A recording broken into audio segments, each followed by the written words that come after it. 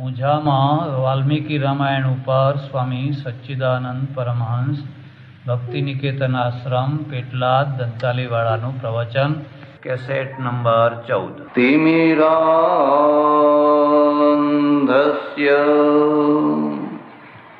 જ્ઞાનાંજન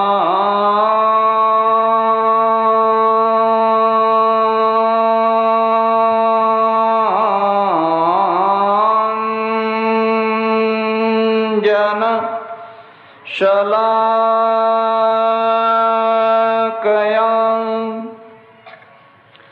ચક્ષુરુન્મીલિતં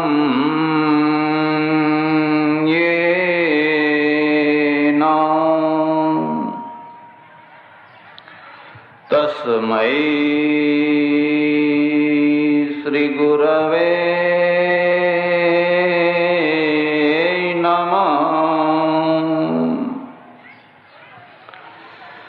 મૂકં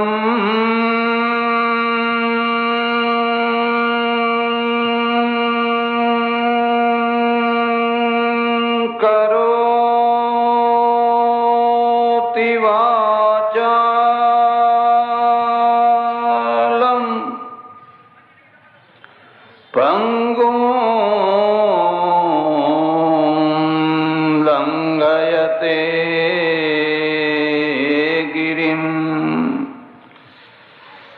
યત્કૃપાતમહં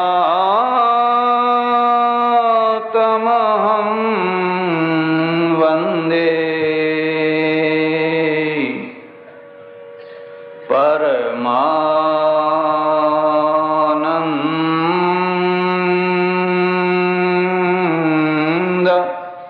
માધવમ।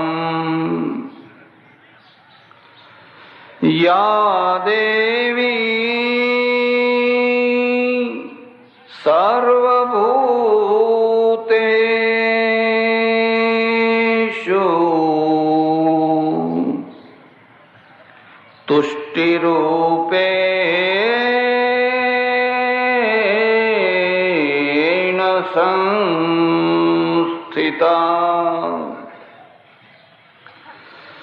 નમસ્તસ્યૈ નમસ્તસ્યૈ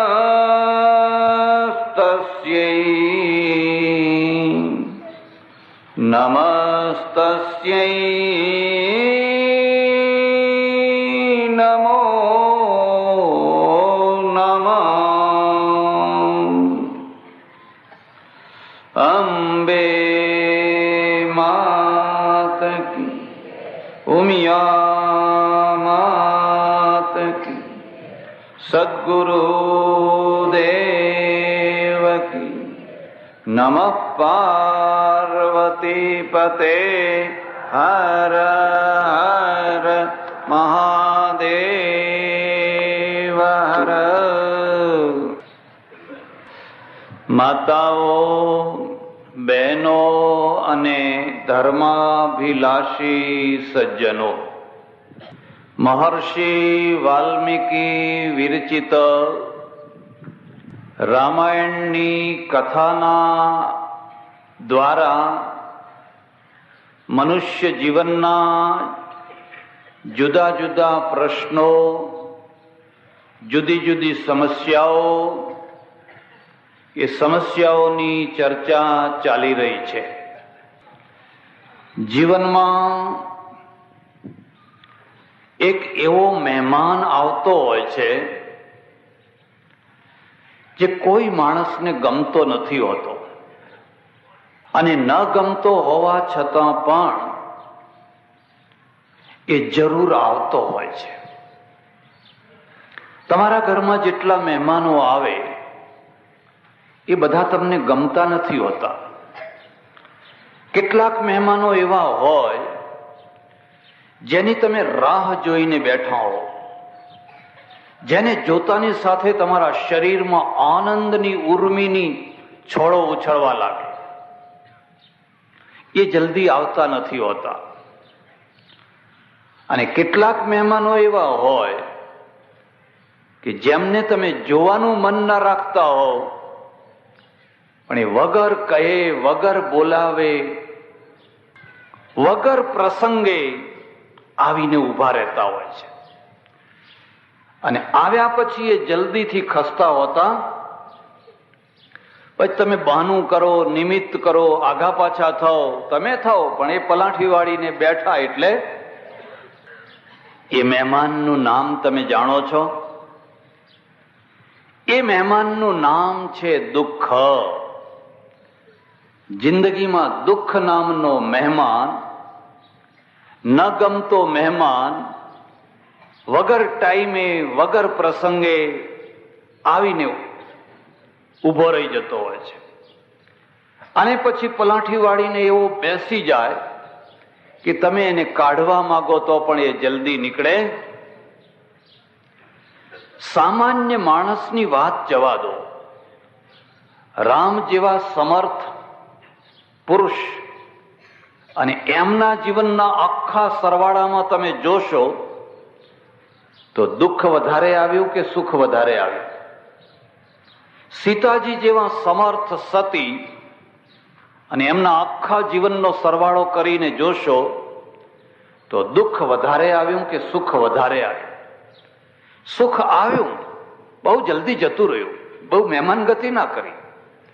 ખૂબ કહ્યું રો રો રો રો રો, ના ના ના ના, ઉતાવળ છે, પેલા બીજા ઘેર જવું છે. અને દુઃખને કહ્યું કે બીજા ઘેર જાઓ ને, કે ના, આ ઘર સારું છે, આ ઘરમાં ખાટલા, ગોદડા, જમવાનું બધું સારું છે. રામાયણ શું છે? દુઃખની વ્યાખ્યા છે, યાદ રાખજો. દુઃખની વ્યાખ્યાનું નામ રામાયણ છે. અને દુઃખની જે વ્યાખ્યા એ જ જીવનની વ્યાખ્યા છે. આપણે ત્યાં જીવનને 3 રીતે જોવામાં આવ્યું છે. કોઈએ બુદ્ધને પૂછ્યું, જીવન શું છે, સત્ય શું છે, તથ્ય શું છે, જે સાચી વાત હોય અમને બતાવો. ત્યારે બુદ્ધે કહ્યું, સર્વમ દુઃખમ, દુઃખમ દુઃખમ, સર્વમ દુઃખમ. આનંદ, ચારે તરફ દુઃખ જ દુઃખ દેખાય છે, દુઃખ સિવાય બીજું કશું દેખાતું. કોણ સુખી છે? જો તું ચારે તરફ નજર કર. ઈશ્વરે માણસ ઉપર બહુ દયા કરી કે એને અંતર્યામી ન બનાવ્યો. જો એને અંતર્યામી બનાવ્યો હોત તો આત્મહત્યા કર્યા વિના છૂટકો જ ના થાય. પણ એને બહુ દયા કરી અને એને અંતર્યામી ના બનાવ્યો. એટલે આપણે ઉપરનું જગત તો જોઈ શકીએ છીએ, પણ અંદરનું જગત જોઈ શકતા. અને અંદરનું જગત તમે જુઓ તો દુઃખથી છલકાઈ રહ્યું છે. દુઃખમ દુઃખમ દુઃખમ દુઃખમ. પણ બુદ્ધે એક બહુ સરસ વાત કહી. એમના દર્શનની અંદર એક બહુ સરસ વાત કહી. દુઃખના નિશ્ચિત કારણો છે, અને જે નિશ્ચિત કારણો છે એને દૂર કરવાના નિશ્ચિત ઉપાયો છે. અને નિશ્ચિત ઉપાયો તમે કરો તો તમારા જીવનમાં ઘણા દુઃખો ઓછા થઈ જાય. અને જે ઘણા દુઃખો ઓછા થાય એનું નામ છે સમ્યક માર્ગ. શબ્દ ઉપર ધ્યાન દેજો, સમ્યક માર્ગ. તમારે ઊંઝા જવું છે, પણ જો તમને ચાલતા આવડે તો તમે સારી રીતે ઊંઝા પહોંચી શકો. પણ જો તમને ચાલતા ન આવડે અને તમે કોઈ વાર ડાબા હાથે ચાલો, કોઈ વાર જમણા હાથે દોટ મૂકો, કોઈ વાર વચ્ચે ચાલો, કોઈ વાર ઊંધા ચાલો, કોઈ વાર ગાડી આવતી હોય ને વચ્ચે આમ કરવા જાઓ, અને તમને જે એક્સિડન્ટ થાય અને તમારા હાથ પગ તૂટી જાય, અસમ્યક માર્ગના કારણે તૂટ્યા. જો તમે સમ્યક માર્ગ પ્રમાણે ચાલ્યા હોત તો ભલે ને સડસડાટ ગાડીઓ જતી હોય, એ ગાડીઓના દ્વારા તમને કઈ નુકસાન થવાનું હતું. એટલે બુદ્ધે કહ્યું દુઃખ છે, અને એટલે એમના આખા માર્ગના મૂળમાં છે કરુણા. કરુણા કોના ઉપર? કરુણા દુઃખી જીવો ઉપર. શું કરુણા?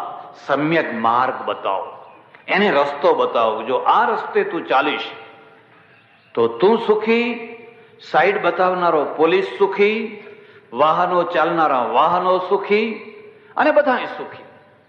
પણ તું એક માણસ જો આડો અવળો થઈશ તો બધાય દુઃખી. આ સભામાં આટલા બધા માણસો બેઠેલા છે. હવે એમાં કેટલાક એવા માણસો હોય કે પહેલા આગળ આવીને બેસે અને પછી 10-15 મિનિટ થાય એટલે ઊભા થાય, આડા અવડા આમ થાય, આમ જાય આમ જાય આમ જાય. હવે એ દુઃખી વક્તાને દુઃખી કરે અને શ્રોતાઓને પણ અસમ્યક માર્ગ છે. પણ એ ચર્ચા નહીં કરું. શંકરાચાર્યને કોઈએ પૂછ્યું, સત્ય બતાવો, રસ્તો બતાવો, તથ્ય બતાવો. એમણે કહ્યું સર્વમ સુખમ. સુખમ સુખમ સર્વમ સુખમ, બે છેડાની વાત છે. આખા સંસારની અંદર એક બ્રહ્મ આનંદ રૂપ પરમાનંદ રૂપ વિલસી રહ્યો છે. દુઃખનું નામ નથી. દુઃખ કલ્પના છે, દુઃખ મિથ્યા છે. દુઃખનું કોઈ નામ નથી. બંનેમાં કેટલો મોટો ફરક છે, બંનેમાં કેટલું મોટું અંતર છે. પેલામાં શું છે? સાધનો છે. અહીંયા શું છે? સમજવાનું છે. તમે સમજી લો કે તમે આત્મા છો, તમે શરીર નથી, તમે મન નથી, તમે બુદ્ધિ નથી, તમે ફલાણું નથી, તમે ફલાણું નથી. અમારે વૃદ્ધો બધા રોજ ગાય છે, ચિદાનંદ રૂપ શિવોહમ શિવોહમ ચિદાનંદ રૂપ. બસ તમે શિવ સ્વરૂપ છો. કેટલીક વાર એવું બને કે તમારું દર્શન જો વાસ્તવિક ન હોય તો એ કાલ્પનિક બની જાય. તો એમાં વાસ્તવિકતા સાથે એનો મેળ ન હોય તો એ માત્ર વાચાળતા બની જાય. બોલો તો ખરા પણ જિંદગીમાં એની કોઈ અસર ન હોય. શરીર એક વાસ્તવિકતા છે, એમાં જે દુઃખો આવે છે એક વાસ્તવિકતા છે, અને તમારે એનું નિવારણ કરવું એ પણ એક બીજી વાસ્તવિકતા છે. રામાયણ શું ઈચ્છે છે? રામાયણ શું ચાહે છે? રામાયણ કહે છે સુખ પણ સાચું છે અને દુઃખ પણ સાચું છે. એકલું દુઃખ નથી, એકલું સુખ પણ. સુખ અને દુઃખનો દ્વંદ છે અને આ દ્વંદ સાચો છે, મિથ્યા નથી, કલ્પના નથી, માની લીધેલો નથી, એક વાસ્તવિકતા છે. તો જ્યારે અનુભવ થાય ત્યારે ખબર પડે. પેટમાં ચૂંક આવતી હોય. હું વૃંદાવનમાં રહું ઘણા વર્ષો પહેલા, અને અમારો આશ્રમ એવો કે એને કોઈ દરવાજો જ નહીં, લાઈટ નહીં, ખાવાની કોઈ વ્યવસ્થા નહીં, રહેવાની વ્યવસ્થા એક કૂવો. રહો અને આ કૂવામાંથી જેટલું પાણી કાઢીને પીવું હોય એટલું. ખુલ્લો આશ્રમ. એમાં બધી રખડતી આડી અવળી ભટકતી 8-10 ગાયો આવીને બેઠી હોય. થોડો છાયો હોય ઝાડનો, 8-10 ગાયો બેઠી હોય. એકવાર એવું બન્યું કે એક ગાયને કોઈએ કઈ છરી કે એવું કઈ હથિયાર મારેલું, તે બહુ મોટો કાપો પડી ગયેલો, ઊંડો ઘા પડી ગયેલો. અને પછી એ ઘા પાક્યો. પછી કાગડો આવે અને એમાંથી માંસ ખીંચે. ગાય બિચારી ઘરડી. આપણે તો બધા ગૌ ભક્તો છીએ. કાગડો આવીને ગાયના ઘામાં ચાંચ મારે ને ખેંચે તો ગાય માથું હલાવે, પૂંછડું આમ કરે. પણ એમ કરતા કરતા એ થાકી, એનામાં તાકાત ના રહી. મારાથી આ જોયું ના જાય. એટલે હું જઈને એક માટીનો લૂંદો બનાવું અને ઘા ઉપર મૂકી આવું. પણ કાગડો એવો ચતુર ને કે એના બરડા ઉપર બેસીને એક માટી કાઢી નાખે અને ઘા ખુલ્લો કરી નાખીને વળી પાછી ચાંચો મારવા માંડે. ઓહો, કેટલી ચાંચો મરાતી હશે, કેટલા ઘા ઉપર. એકલી ગાયના ઘા નહીં, માણસના ઘા ઉપર પણ કેટલાય કાગડાઓ ચાંચો મારતા હશે અને કેટલાય માણસો આમ છટપટાઈ જતા હશે.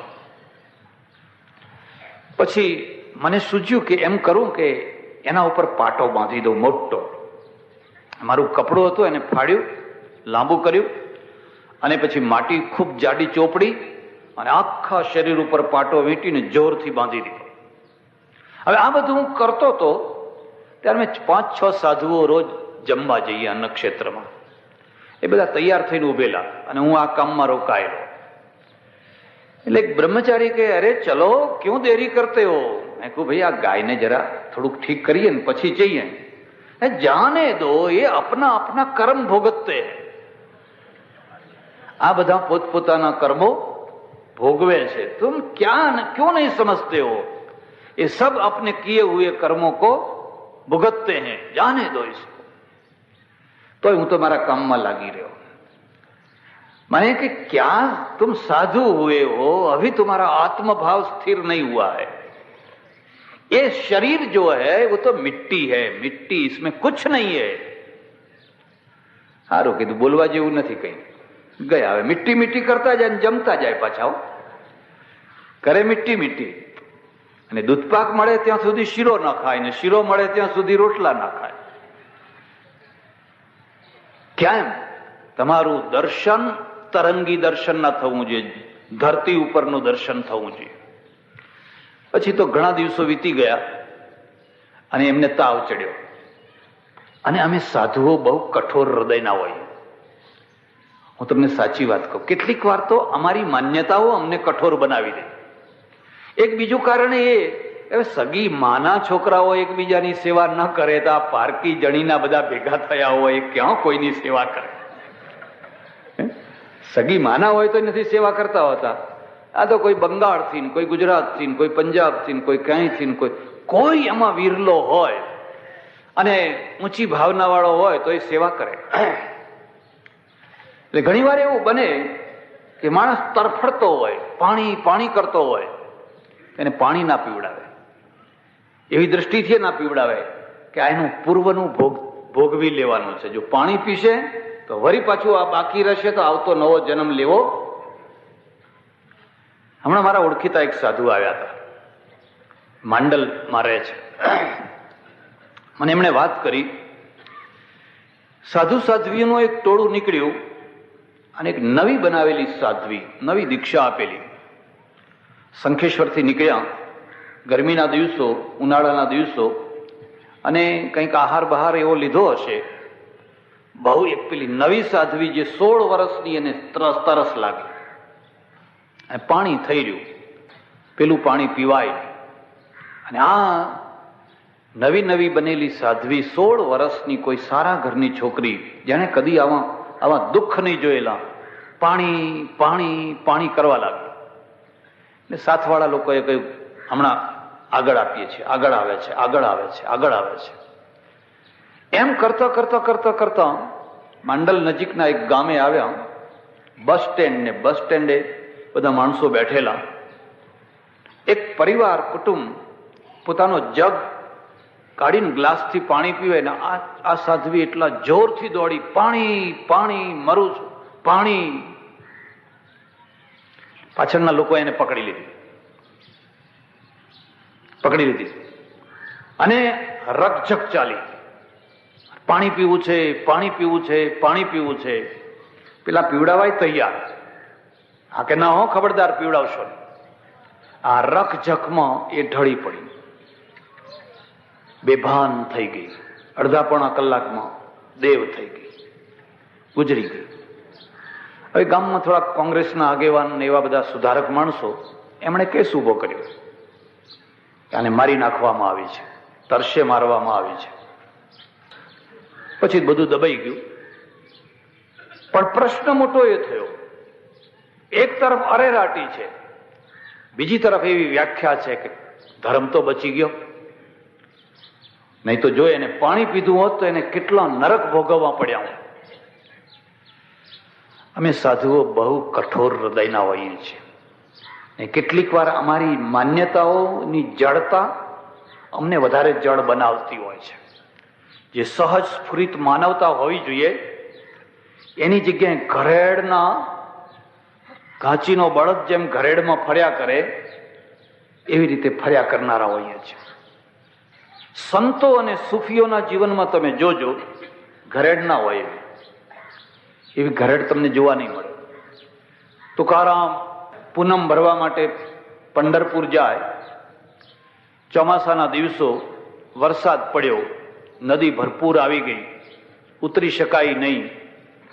અને પછી તુકારામે અભંગ જોડ્યો, પાવસ પડલા કિચડ ઝાલા ઈઠે જ પંઢરપુર, બાવા નદિયાલા ભરપૂર ઈઠે જ પંઢરપુર.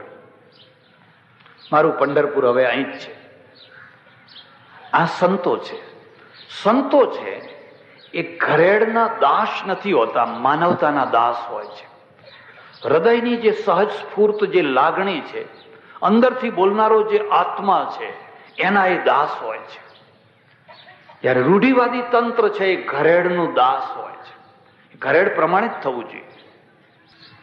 એટલે પેલા બ્રહ્મચારીને તાવ ચડ્યો, બહુ જોરથી તાવ ચડ્યો, અને બૂમો પાડે, દૈયા રે દૈયા રે, કોઈ પાણી પીલા દો, કોઈ પાણી પીલા દો. એટલે હું જ ગયો અને એમના બારણા વચ્ચે ઉભો રહ્યો. મને કે પાણી પીલા દો, મર રહા હું. મેં કહ્યું તુમ આત્મા હો,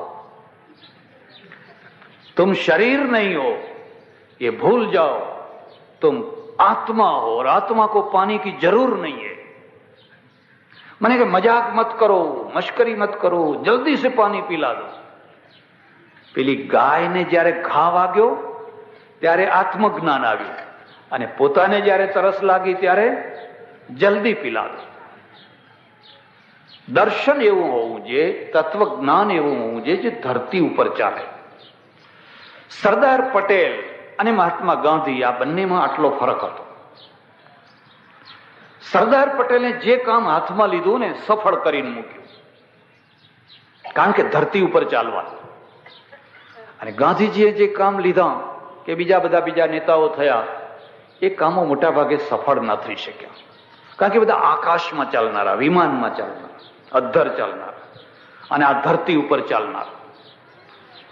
રામાયણ એમ માને છે સુખ એક વાસ્તવિકતા છે, દુઃખ એક વાસ્તવિકતા છે, અને ધર્મ એનું નામ કહેવાય જે તમને સુખનો રસ્તો બતાવે, દુઃખના રસ્તાથી નિવારણ કરી આપે. આટલું કર્યા પછી પણ તમે દુઃખ મુક્ત થઈ જશો એવું માનશો નહીં. સારામાં સારો જ્ઞાની પુરુષ હોય, સારામાં સારો નૈતિક પુરુષ હોય, રામથી વધારે કોણ જ્ઞાની હશે, સીતાથી વધારે કોણ નૈતિક હશે, એને દુઃખ આવે, એને દુઃખ આવે. કેમ? કારણ કે જીવન શું છે? એક સોગઠાની બાજી છે. તમે બહુ સારા રમનારા છો, કુકરીઓ રમતા તમને આવડે છે, પણ એટલું યાદ રાખો કે એકલા માણસથી કદી બાજી રમાય? પત્તા લઈને બેસો અને હવે એકલા ચીપ્યા કરો, મજા આવે ખરો? જેમાં કોઈ સ્પર્ધા ના હોય, જેમાં હાર જીત ના હોય, એને તો બાજી કહેવાતી હશે. હવે એકલા ચોપટ રમવા બેસો તો ચોપટ રમાતી હશે? તમે જેવી કુશળતા રાખો છો, તમે જેવી બુદ્ધિ રાખો છો, સામે પણ એવો એક માણસ બેઠેલો છે, અને એના દ્વારા પણ કુકરીઓ રમાય છે. અને રમાતી કુકરીઓમાંથી ઘટનાઓ ઊભી થાય છે, અને આ ઘટનાઓ તમારી પોતાની ઊભી કરેલી ઘણીવાર નથી હોતી. તમારે ઘટનાઓના સાથે સંકળાઈ જવું પડતું હોય છે. તમે બિલકુલ ના ઈચ્છતા હો, પણ તમારા આંગણે આવીને ખૂનનો કેસ ઉભો થઈ જાય, અને તમે ખૂન વખતે હાજર પણ ન હો, તમે ખૂન જોયું પણ ન હોય, અને તમને જન્મ ટીપની સજા થઈ જાય. નિર્દોષ માણસ અને દોષી માણસ લીલા લહેર કરતો થઈ જાય. ઘટનાઓ મારી મુઠ્ઠીની વસ્તુ નથી, તમારી મુઠ્ઠીની વસ્તુ નથી. આ ઘટનાઓનો પ્રવાહ ચાલ્યો કરતો હોય છે. રામ અને સીતા, ઓહો, જે સ્વયં સારા છે, સીતાજી સ્વયં સારા છે, પિતા સારા છે, માતા સારા છે, ભાઈઓ સારા છે, બધું આખું અયોધ્યા નગરી સારી છે. જેને બધા સારા સારા માણસો મળ્યા છે, એ પણ જો દુઃખી થતો હોય તો જેને નબળા જ નબળા માણસો મળ્યા હોય એની દશા શું થાય? અહીં તો બધા સારા માણસો મળ્યા છે, અને છતાંય દુઃખી થાય છે. તો જેને નબળા માણસો મળ્યા હોય એની પછી વાત શું કરવી? સુરપણખા સુખી છે કે દુઃખી છે? સુરપણખા ઉપર લોકો બહુ ઘૃણા કરે છે, અને ઘૃણાનું પાત્ર પણ છે. પણ તમે જરા માનવતાની દૃષ્ટિએ નીચે ઉતરીને જુઓ, સુરપણખાને જુઓ. શૂર્પણખા દુઃખી જીવ છે, એ બહુ દુઃખી જીવ છે. કેમ? કયું દુઃખ છે? અતૃપ્તિ. યાદ રાખજો, અતૃપ્તિનું દુઃખ છે એટલે એ ભટકે છે. તૃપ્તિ જેવું કોઈ સુખ નથી અને અતૃપ્તિ જેવું કોઈ દુઃખ નથી. તૃપ્તિ અને અતૃપ્તિ, સંતોષ અને અસંતોષ બે પ્રકારના હોય છે. એક અતૃપ્તિ એવી છે જે કુદરતે મૂકેલી છે. તમને ભૂખ લાગે અને તમે વ્યાકુળ થઈ જાઓ, આ જે અતૃપ્તિ છે કુદરતે મૂકેલી છે. પેલી સાધ્વીને જે તરસ લાગી અને વ્યાકુળ વ્યાકુળ થઈ ગઈ, આ જે અતૃપ્તિ છે એ કુદરતે મૂકેલી છે. ત્યાં સુધી તો બરાબર છે. તમે એવી એક વ્યવસ્થા કરો કે જેથી કુદરતી રીતે કોઈ દુઃખી ના થાય. ઉત્તમ સમાજ એ છે જ્યાં કુદરતનું મોઢું બાંધીને એને ગુંગળાવવામાં આવતો હોય તો એ સમાજ અધમ સમાજ છે. માણસોને ભૂખ્યા રાખો અને પછી તમે કહો વ્યાકુળ ના થાઓ, વ્યગ્ર ના થાઓ, એ સમાજ ભ્રષ્ટ થઈ જવાનો, બરબાદ થઈ જવાનો. તમારી સમાજ વ્યવસ્થા એવી હોય કે જે સમાજ વ્યવસ્થામાં કુદરતના સાથે તમે ચાલતા હો. પણ એક અતૃપ્તિ એવી હોય કે જે હમણાં જ દૂધપાકપુરી જમીન ઉભો થયો છે અને છતાંય રસોડા તરફ ને રસોડા તરફ જ એનો જીવ છે. એને તૃપ્તિ થતી જ નથી. ખાઉં ખાઉં ખાઉં ખાઉં ખાઉં ખાઉં. જેના ઘરમાં સ્ત્રી ન હોય, રસોઈ ન થતી હોય, એવો એકાકી માણસ હોય અને હોટલમાં જઈને ખાય, લારીમાં ઉભો ઉભો ખાય, તો એ સમજી શકાય કે એ બિચારો એકલો માણસ છે, ઘરમાં રસોડું નથી, એટલે અહીં ભજીયા ખાઈ લે, પણ ગાંઠિયા ખાઈ લે, કંઈક પેલું બીજું હોય એ બધું ખાઈ લે. આજ તો બધી નવી નવી લારીઓ નીકળી છે, પહેલા જેવી નામે નતા સાંભળ્યા એવી બધી લારીઓ નીકળી છે. પણ જેના ઘરમાં રોજ 32 પકવાન થાય છે, રસોઈ બનાવનાર દેવ જેવી કન્યા છે અને બિલકુલ શુદ્ધ અને પવિત્ર સરસ મજાની રસોઈ થાય છે, અને છતાંય જે લારીએ પેલી રકાબીઓ ચાટવા જાય, આ લારી ને પેલી લારી, આ હોટલ ને પેલી હોટલ, આ હોટલ ને પેલી હોટલ, એ જે અતૃપ્તિ છે એ કુદરતી છે કે અકુદરતી છે? અને એ સુખી માણસ છે? અરે સુખી માણસ તો એ છે, તમારા પૂર્વજો સુખી હતા. એક દિવસ ગેસ બનાવે અને 3 દિવસ સુધી ખાય. આ ગરડા માણસ બેઠા હોય તો પૂછી, એક દિવસ ગેસ બનાવે અને 3 દિવસ સુધી એ ગેસ ખાય, દૂધ કે છાશ જે ઘરમાં હોય નાખીને, પણ એ બધું ખાઈને પછી ખાટલા ઉપર બેઠા હોય, પાઘડી બાગડી ઉતારીને મૂકી હોય અને હોકો કે ચલમ કે કંઈ પીતા હોય તો એના ચહેરા ઉપર ઇન્દ્રના જેવો તેજ હોય. એને તૃપ્તિ છે. ગેસ તો ગેસ, પણ તૃપ્તિ છે. અને આ ચપણીયા ચાટનારા અહીં ચાટે, પણ ચાટે, પણ ચાટે, પણ ચાટે. તમે એમના ચહેરા, એમના ડાચા તો જોજો. અતૃપ્તિના શિકાર જ્યારે જુઓ ત્યારે કોઈ વળી આવીને કે પેલી હોટલ બહુ સારી છે, હો ક્યાંડો ત્યારે ત્યાં હેડો. પેલો વળી બીજો આવીને કે ના ના હો પેલી હોટલ બહુ સારી છે. આ હોટલ એટલે ખાલી હોટલ ના સમજી લેતા, આ તો ઉપલક્ષણ છે. અતૃપ્તિ જેવું કોઈ દુઃખ નથી, અને અતૃપ્તિ કદી માણસને પલાઠી વાળીને શાંતિથી બેસવા દેતી. અમારે સાધુઓની પણ એ દશા. સવાર હજુ થયું ન હોય અને આમ ગામ સામે નજર રાખીને બેઠા હોય, ચાય કબ આएगी, ચાય કબ આएगी. અરે ચાય આવશે, તું હમણાં ભજન કરને. ના આવે તો હોટલમાં જાય, ઉભા ઉભા ચા પીતા હોય, કારણ એને તૃપ્તિ નથી. અને અતૃપ્તિ એને ભટકાવે છે, રખડાવે છે. બધી અતૃપ્તિઓમાં સૌથી વધુમાં વધુ દુઃખ દેનારી જે અતૃપ્તિ છે ને, એ કામની અતૃપ્તિ છે, વાસનાની અતૃપ્તિ છે. એના જેવું કોઈ દુઃખ નહીં. ને શૂર્પણખાને એ દુઃખ લાગુ પડ્યું છે. આપણે બધા શૂર્પણખા ઉપર ઘૃણા તો કરીએ છીએ, પણ જો તમે માનવતાની દૃષ્ટિએ, સાયકોલોજીકલ દૃષ્ટિએ જોશો તો આ એક એવો જીવ છે જે દયા કરવાને પાત્ર છે. સવાર પડે છે અને શણગાર સજીને નીકળી પડે છે. એની અતૃપ્તિ એને ઘરમાં બેસવા નથી દેતી. હું એકવાર એક સ્ટીમરમાં યાત્રા કરું ને 9-10 દિવસ સુધી સ્ટીમરમાં રહેવાનું, એટલે કોઈ વાર ઉપર જવું ડેક ઉપર, પણ એ સ્ટીમરમાં ઘણા માણસો 400-500 માણસો યાત્રા કરે. એમાં એક બેન તમે જુઓ તો જ્યારે જુઓ ત્યારે ડેક ઉપર ને ડેક ઉપર જ હોય. સવારે કપડાં જુદા પહેર્યા હોય, બપોરે જુદા પહેર્યા હોય, 3 વાગે જુદા પહેર્યા હોય, રાત્રે જુદા પહેર્યા હોય.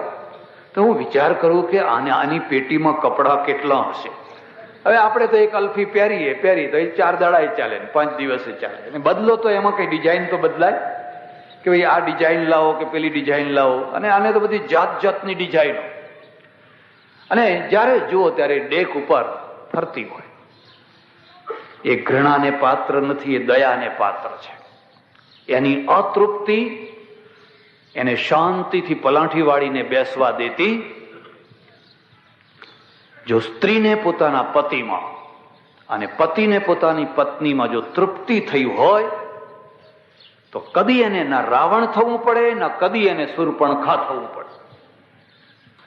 પણ જો એને એવી તૃપ્તિ ન થઈ હોય અને ખોટા મિત્રો મળી ગયા હોય, ખોટો સંગ મળી ગયો હોય, અને હોટલો આ લારી ને પેલી લારી ને આ ખાઓ ને પેલું ખાઓ, તો એ માણસના જેવો દુનિયામાં કોઈ બીજો દુઃખી માણસ, એનું ઘડપણ કેવી રીતે જાય, એની પાછલી જિંદગી કેવી રીતે જાય? એ તો દુઃખી થઈ જશે. રામાયણના માધ્યમથી એક શૂર્પણખાનું પાત્ર તમે જોશો, અને પછી એના પરિણામ એને ભોગવવા પડ્યા. અને એ પરિણામના કારણે આખું એક બહુ મોટું યુદ્ધ થયું, અને યુદ્ધમાં લંકાનો નાશ થઈ ગયો, રાવણના વંશનો નાશ થઈ ગયો. મૂળમાં શું હતું? એક સ્ત્રીની અતૃપ્તિ, એક રખડતી ભટકતી સ્ત્રીની અતૃપ્તિ. બીજી તરફ જરા વિચાર કરીએ તો ડાયામાં ડાયા અને શાણામાં શાણા પુરુષના દ્વારા પણ કોઈ વાર નાની મોટી ભૂલ થઈ જતી હોય છે. વાલ્મીકી રામાયણની એ જ ખાસિયત છે. વાલ્મીકી રામાયણ રામને મનુષ્ય માનીને ચાલે છે, અને તુલસી રામાયણ એને બ્રહ્મ માનીને ચાલે છે. એટલે બ્રહ્મ કદી ભૂલ ના કરે, અને ભૂલ કરે તો એને લીલા કહેવાય. અને અહીંયા લીલા નથી, અહીંયા તો માનવીય ચરિત્ર છે. અને એટલા માટે છે કે તમે સમર્થમાં સમર્થ વ્યક્તિ પાસેથી પણ કોઈ વાર આવી નાની મોટી ભૂલો થઈ જતી હોય છે. તમારી જિંદગી જીવવી હોય, તમે ઓફિસમાં કામ કરતા હો, તમે પેઢીમાં કામ કરતા હો, તમે કોઈ પણ જગ્યાએ કામ કરતા હો, આવા પ્રસંગો આવવાના જ છે. ઉત્તમ સ્ત્રી હોય અને નબળા પુરુષનો પ્રસંગ આવવાનો, અને ઉત્તમ પુરુષ હોય અને નબળી સ્ત્રીનો પ્રસંગ આવવાનો. એવું નથી કે તમે કબાટમાં જઈને બેસી જાઓ, બસ હવે કોઈ આવે જ નહીં અહીંયા. એ તો જિંદગી છે જ નહીં. તમારે તો ચારે તરફ ફરવાનું જ છે. ત્યારે આવા પ્રસંગોમાં શું કરવું જોઈએ? રામ અને લક્ષ્મણે બહુ ડાપણનું કામ કર્યું, પણ પૂંછડે જઈને ભૂલ કરી નાખી.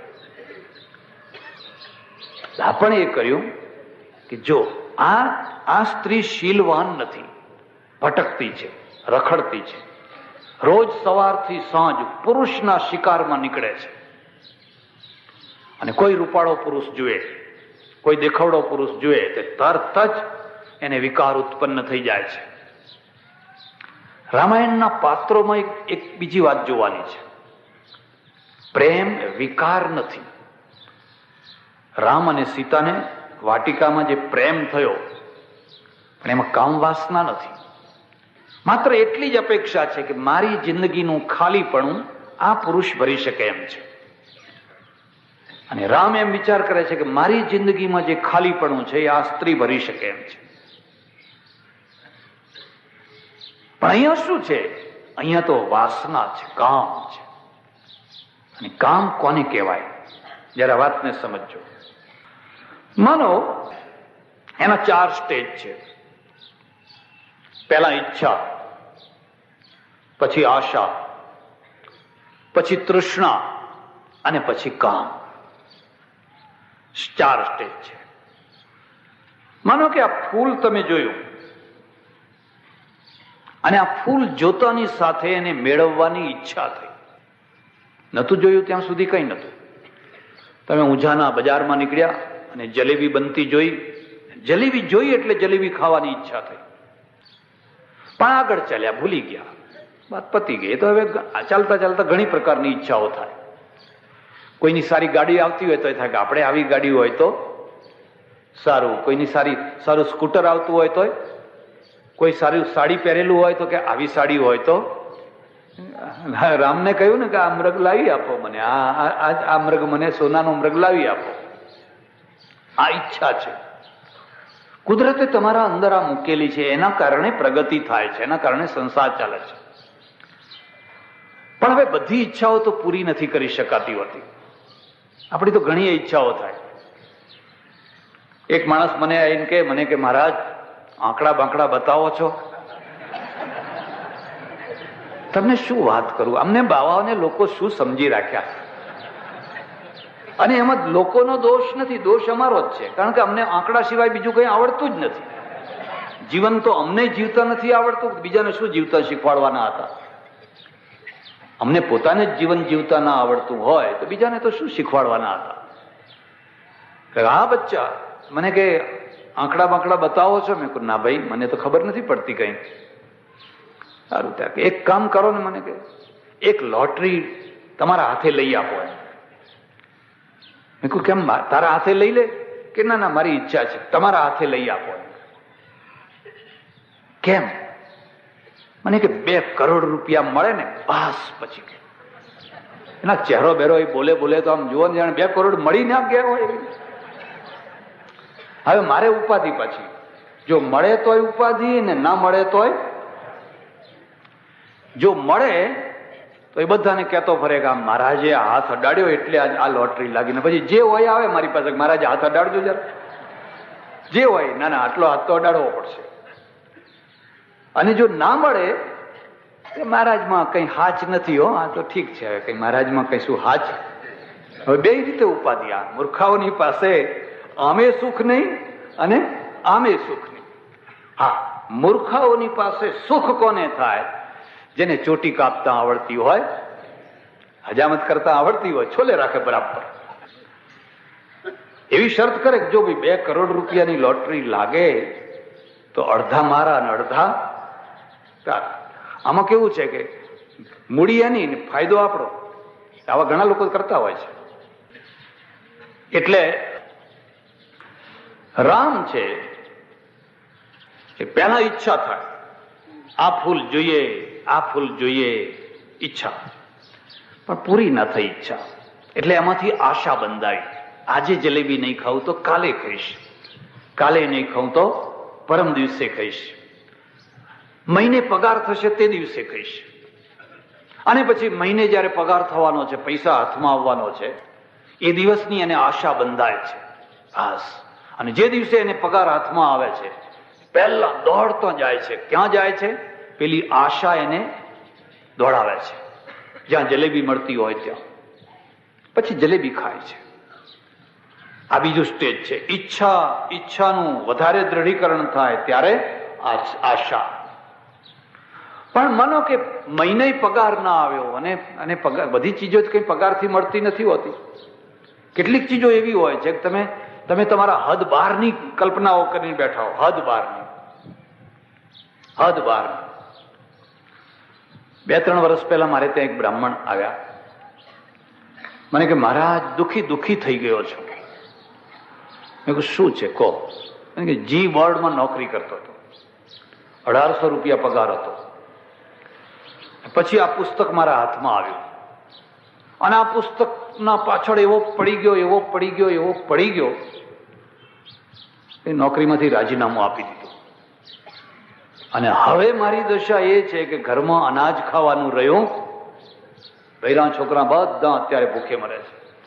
એટલે કોઈએ મને કહ્યું કે તું આ મહારાજ પાસે જા, તને રસ્તો બતાવશે.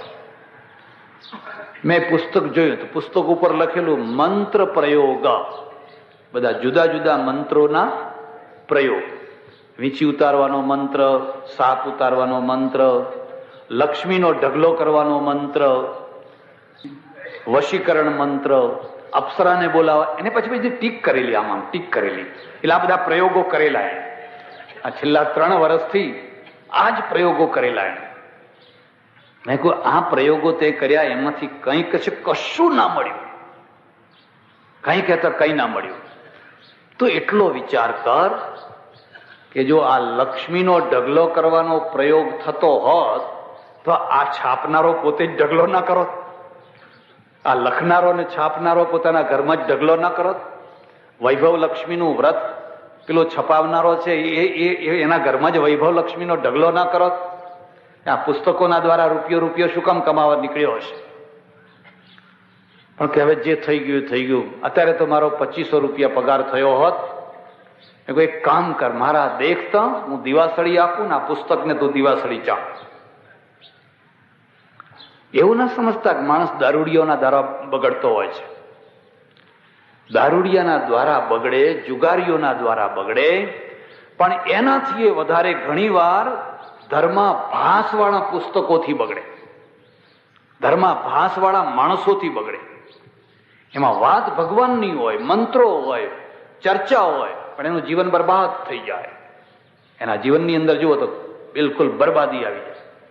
અને પેલા દારૂડિયાને સુધારી શકાય, પણ આ ધર્માભાસમાં જે ગુમરાહ થયેલા માણસો છે એને સુધારવા કેવી રીતે? ભગવાનના નામે માણસ બગડે. એટલે મને કે એકે ઈચ્છા પૂરી ન થઈ, આમાં કોઈ મંત્ર સફળ ન થયો. પહેલે ઈચ્છા, પછી આશા, અને આશા પૂરી ના થઈ. હવે માનો તમારે રાષ્ટ્રપતિ થવું છે, આશા કરી છે કે આ ચૂંટણીમાં નહીં તો આવતી ચૂંટણીમાં, અને આવતી ચૂંટણીમાં નહીં તો એવા એક માણસ છે, દર વર્ષે જયારે ચૂંટણી થાય ત્યારે ફોરમ, એમનું નામ છે ધરતી પકડ. એ ધરતીને નથી પકડતા, પેલા ફોરમને પકડે છે. આશા પૂરી ના થઈ. પણ એ આશા મરી જાય તો કામ અટકી જાય. પણ ત્યાંથી એક નવું તત્વ ઊભું થઈ જાય, એનું નામ છે તૃષ્ણા. એનું નામ છે તૃષ્ણા. અને તૃષ્ણાનું કામ છે તાણી લેવું.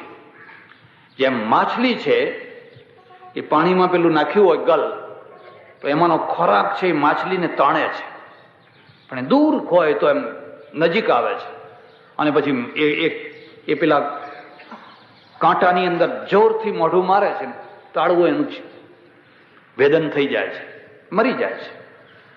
એમ જીવ છે, મનુષ્ય છે, એની ત્રીજી ઈચ્છાનું જે ત્રીજું રૂપ છે એ તૃષ્ણા છે. અને એનું ચોથું રૂપ છે, એનું નામ કામ છે. ફરક શું છે? ઈચ્છામાં, આશામાં, તૃષ્ણામાં અને કામમાં ફરક શું છે? કામ જયારે ચોથી કક્ષાએ ઈચ્છા પહોંચે ત્યારે આ ફૂલ મારે જોઈએ જોઈએ જોઈએ જોઈએ, હમણાં જ જોઈએ, કાલે નહીં, પરમ દિવસે નહીં, પગાર થાય ત્યારે નહીં, પછી નહીં, હમણાં જ જોઈશે. જે સમયની ધીરજ ન રાખી શકે એનું નામ કામ કહેવાય. ભૂખ લાગી હોય તો કલાક, 2 કલાક, 4 કલાકની માણસ ધીરજ રાખે, એક દિવસે કાઢી નાખે, બીજો દિવસે કાઢી નાખે. હમણાં ને હમણાં જોઈએ, એનું નામ છે કામ. અને આ જે શૂર્પણખા છે એ ભૂખથી નથી પીડાતી, તરસથી નથી પીડાતી, અતૃપ્તિથી પીડાય છે. અને કઈ અતૃપ્તિ? તો રાજાની બેન છે, એના ઘરમાં ઐશ્વર્યનો ઢગલો છે, અને ઐશ્વર્યનો ઢગલો છે એટલે એક જ અતૃપ્તિ છે, બાકી બધું તો ખૂબ છે. અને અતૃપ્તિ એને શાંતિથી બેસવા નથી દેતી, ઊંઘવા નથી દેતી, અને એને તરત જ પ્રસ્તાવ રાખી દીધો. નહીં તો સ્ત્રીમાં થોડીક શરમ હોય, મર્યાદા હોય, અને આ તો તરત જ પ્રસ્તાવ રાખી દીધો. અને એ પ્રસ્તાવના દ્વારા રામને, લક્ષ્મણને ખ્યાલ આવી ગયો કે આ હરાડું ઢોર છે, અને હરાડા ઢોર ઉપર ભરોસો કરાય? એને તમે રાત્રે છોડો કે ખીલેથી છોડો એટલે એના ઉપર ભરોસો કરાય ખરો? કે આ હરાળું ઢોર કોઈના ખેતરમાં નહીં જાય એવો ભરોસો કરી શકાય ખરો? એ તો છૂટશે એવું સીધું કોઈના ખેતરમાં જ જવાનું છે. અને જેણે ઘરમાં હરાળું ઢોર બાંધ્યું હોય એની દશા કેવી હોય વિચાર કરો. બંધાઈ ગયું, જાણતા અજાણતા ભૂલે ચૂકે. હવે રડો, આખી જિંદગી પોકે ને પોકે. રામાયણ શું છે? તમારી કથા છે, આપણી કથા છે, આપણા જીવનની કથા છે. આ કથા શું કામ કરે છે? હડકવાને ઓછો કરે છે. કેટલાક સંઘ એવા હોય કે હડકવાને વધારી મૂકે કે ના વધારી મૂકે? દોડતા હોય ને ઢાળ આપે, દોડતા હોય એને ઢાળ આપે. મહારાજ કે અરે રજનીશનો સિદ્ધાંત સમજવા જાણવા જેવો છે. અને આ આટલા 1000 વર્ષ પછી પણ આ મટતું કેમ નથી? મેળો એક દિવસનો હોય, રોજ મેળો હોય. તમે એક દિવસ મેળામાં જઈને ચકડોળ ઉપર ચડો, આમ કરો તેમ કરો, પણ રોજ તો ઘર હોય. આ રોજનું ઘર છે, આ રોજનું 360 દિવસ ચાલે એવું આ ઘર છે. અને પેલો શું છે? એ તો મેળો છે. અમારે એક પંડિત હતા બિહાર, મૈથિલી પંડિત. એમને પત્ની અને એક વિધવા બેન. હવે મેળો ભરાય, મેળો ભરાય એટલે પેલા રોજ પાછળ પડે. મેળો ભરાય છે, અમને મેળે લઈ જાઓ, અમને મેળે લઈ જાઓ, અમને મેળે લઈ જાઓ. પેલા પંડિતે કહ્યું, અરે મેળામાં શું કરવું છે? માણસો ભેગા થાય. ના, એ તો માને જ નહીં. લઈ જાઓ, લઈ જાઓ, લઈ જાઓ. બહુ આગ્રહ કર્યો બેયને કે તૈયાર થાઓ. ભાઈ સરસ મજાના કપડા બપડા પહેરીને બે તૈયાર થયા. આ પંડિત છે ને એ બેયના વચ્ચે બેસીને કુણીઓ મારવા માંડ્યો. એકને આમ મારે ને બીજાને આમ મારે, જોર જોરથી. અરે અરે આ શું કરો છો? કે આપણે મેળો કરીએ છીએ. ત્યાં જઈને બીજા પુરુષોની કુણીઓ ખાઓ એના કરતા મારી જ ખાઈ લો નહીં ઘરમાં તમે. કે ના, ઘરની કુણીઓ સારી ના લાગે. અહીંથી નીકળે ત્યારે તમે જોજો. આ બહેનોને ગમે એટલું સમજાવીએ, થોડીક ધીરજ રાખો, 5 મિનિટ ધીરજ રાખો, 2 મિનિટ ધીરજ રાખો. કેમ? પેલી કુણીઓ ખાવી છે, આમ ને આમ ને આમ. અરે ધીરજ રાખો. ઘણા લોકો તો એવા હોય, હજુ કથાને 5 મિનિટ બાકી હોય ને કે ઉભા થાવ, આખું બધું ડખોડાઈ જાય. કેમ? આસન સે મત ડોલ રે તો હે પિયા મિલે, શૂન્ય મંદિર મેં દીપ જલત હે. કબીર, અરે કબીર એટલે કબીર ગજબનો માણસ છે. શૂન્ય મંદિર મેં દીપ જલત હે, અનહદ બાજત ઢોલ રે તો હે પિયા મિલે. કહત કબીરા સુન ભાઈ સાધો, આસન સે મત ડોલ રે તો હે પિયા મિલે. આટલી સભા બેઠી છે અને વરસાદ આવે તો અરે 4 છાંટા, વધારે નહીં, હળ કરી. અરે નવ, એક દિવસ તો નવ. જેની રાહ જોઈને તમે બેઠા છો, રોજ આકાશ સામે જુએ છે, એને કહો કે તું બારી મેઘ વરસાદ, અમે તો બેઠા છીએ, એ બેઠા છીએ. માણસની આજ કમજોરી છે. એટલે શૂર્પણખાના નાક કાન કાપી નાખ્યા. મારી દ્રષ્ટિએ આ થોડી ઉતાવળ થઈ. આ કરવાની જરૂર નથી, એને ધક્કા મારીને કાઢી મૂકવાની જરૂર હતી. પછી આપણે અર્થઘટન કરીએ કે ભાઈ રાક્ષસોનો નાશ કરવો તો ફલાણું કરવું હતું, ફલાણું કરવું હતું. એ વાત જુદી છે, પણ એટલું તો કહેવું પડશે. અને અમારે ત્યાં રાજનીતિમાં લખેલું છે કે બળવાન માણસોને વગર કારણે દુશ્મન ન બનાવવા. જે શક્તિશાળી લોકો હોય તમે એને નહીં પહોંચી શકો, શું કામ દુશ્મન બનાવો છો? અને બનાવવા હોય તો પહેલા પહોંચી વળવાની તાકાત છે કે નહીં એનો વિચાર કરી જુઓ. પછી ખર આવ્યા, દૂષણ આવ્યો, આખું લશ્કર કપાઈ ગયું, ખેદાન મેદાન થઈ ગયું. કાલની કથામાં તમે સાંભળ્યું હશે, રાવણ પછી મારીચને લઈને મૃગનું રૂપ ધારણ કરાવ્યું અને સીતાજીનું હરણ કર્યું. અહીંયા તુલસી રામાયણ અને વાલ્મીકી રામાયણમાં એક બહુ મોટો મુદ્દાનો ભેદ છે. અને ભેદ શું છે? તુલસી રામાયણમાં એમ લખ્યું છે કે જ્યારે લક્ષ્મણ છે પુષ્પ વીણવા માટે ગયા અને રામ ને સીતા બે એકલા હતા, ત્યારે રામે કહ્યું કે જો સીતા, હવે મારે કેટલીક લીલાઓ કરવાની છે, એટલે તમારું આ જે રૂપ છે એ અગ્નિમાં મૂકી દો અને પ્રતિબિંબ રૂપમાં તમે રહો.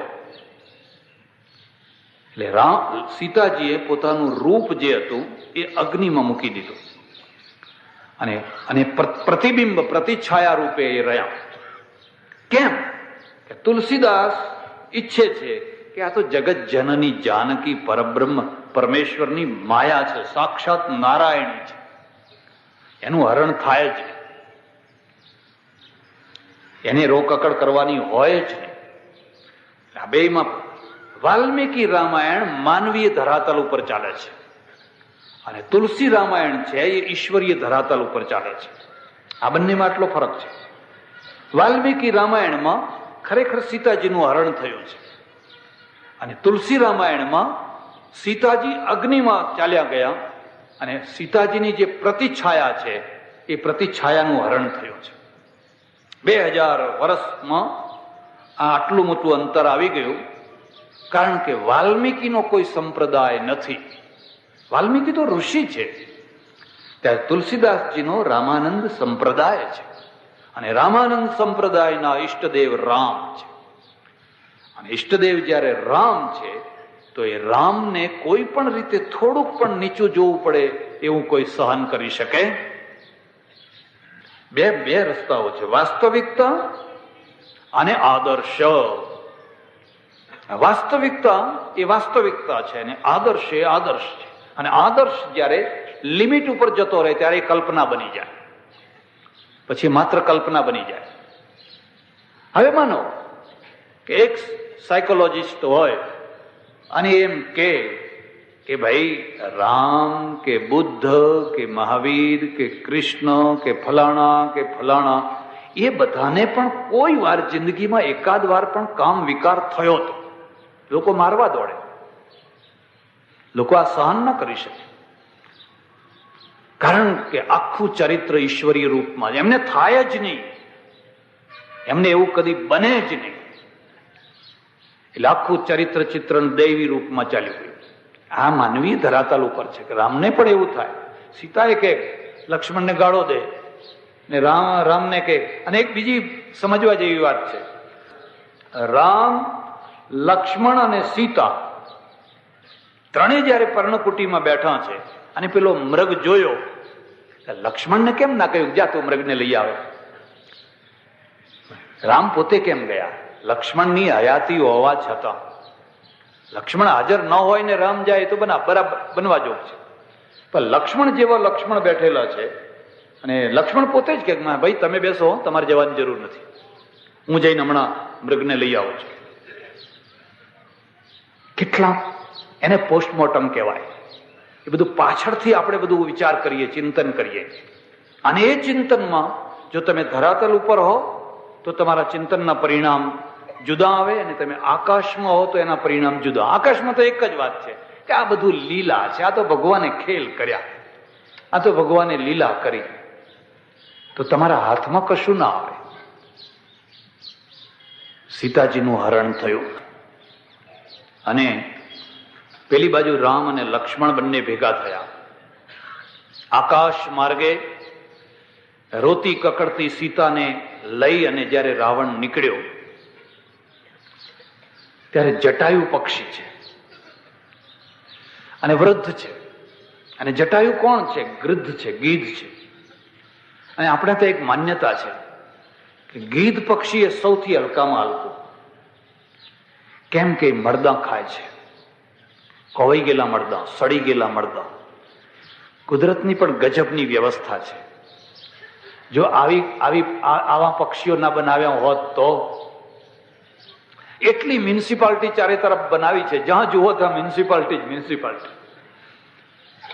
એક કૂતરું મરી ગયું હોય, તમે 3-4 દિવસમાં જોશો તો આમ ફૂલીને ટેટા જેવું થઈ જશે, પગ ઊંચા થઈ જશે. પાણીમાં રેલ, નદીમાં રેલ આવી હોય, માણસો તણાઈ ગયા હોય, એ પણ આમ જાડા ફૂલેલા ટેટા જેવા થઈને બહાર ફેંકી જવાના. અંદર કેમ નથી રહેતા? કોણે આ વ્યવસ્થા કરી છે? ધનંજય નામનો વાયુ, અમારે ત્યાં શાસ્ત્રમાં એવું લખ્યું છે કે ધનંજય નામનો વાયુ છે, મર્યા પછી પણ પેટમાં રહે છે અને એ વાયુ પછી ફૂલે છે, એટલે મળદું તરે છે, માણસ ડૂબે છે. પણ એ ડૂબેલો માણસ જ્યારે ધનંજયનો વિસ્તાર થઈ જાય એટલે પછી તરવા લાગે, ને તરે એટલે મોજાના દ્વારા બહાર ફેંકી જાય. નદી પોતે આપોઆપ ચોખ્ખી થઈ જાય, નહીં તો નદી ગંધાઈ ઉઠે. હવે આ જે કૂતરા વગેરે બહાર પડ્યા છે, એટલે ઉપર આકાશમાં ઉડનારા પક્ષીઓમાં પેલું ગીત છે એ કેટલા જોજનથી એને ખબર પડે કે પેલી જગ્યાએ આપણો આહાર. આપણું નાક ફાટી જતું હોય, દુર્ગંધ મારતી હોય, અને એને એમ થતું હોય કે આજ સારામાં સારો ભંડારો કર્યો છો, આજ દૂધપાકપુરીનો ભંડારો, હલકામાં હલકું, નીચમાં નીચ એમ કહેવાય. એ રામને મદદ કરે છે. આમાંથી શીખજો, કોઈ હલકું નથી, કોઈ હલકું. જો એ ગીધ ન હોય તો શું થાય? ગીધની જરૂર છે. એ છે તો તમે આ દુર્ગંધમાંથી બચી શકો છો. અને દુર્ગંધ તો આપણે જ ફેલાવીએ છીએ. માણસ સિવાય બીજું કોઈ દુર્ગંધ ફેલાવે છે? આટલા મોટા જંગલમાં જઈને જુઓ, મ્યુનિસિપાલિટીની જરૂર નહીં, ચોખ્ખું બધું, આખું જંગલ ચોખ્ખું. પણ માણસો જ્યાં રહેતા હતા હોય જઈને જુઓ, બસ ઢગલા ઢગલા, નાક ફાટી જાય એવી દુર્ગંધ. એ જટાયુ પક્ષી એ રામને મળેલું ને એને કહેલું, હું તમે જયારે લક્ષ્મણને બે બહાર હશો ત્યારે સીતાજીનું હું રક્ષણ કરીશ. રામાયણમાંથી એક એ પણ શીખવાનું છે, એવી જગ્યાએ કદી ના રહેવું જ્યાં સ્ત્રીઓની રક્ષા સુરક્ષિત ન હોય. એવા મહોલ્લામાં ના રહેવું, એવા પડોશીઓમાં ના રહેવું કે તમે ફેક્ટરીમાં ગયા હો, દુકાને ગયા હો, પેઢીએ ગયા હો ને તમારો શ્વાસ અધ્ધર રહે. એવા મહોલ્લામાં ના રહેવું.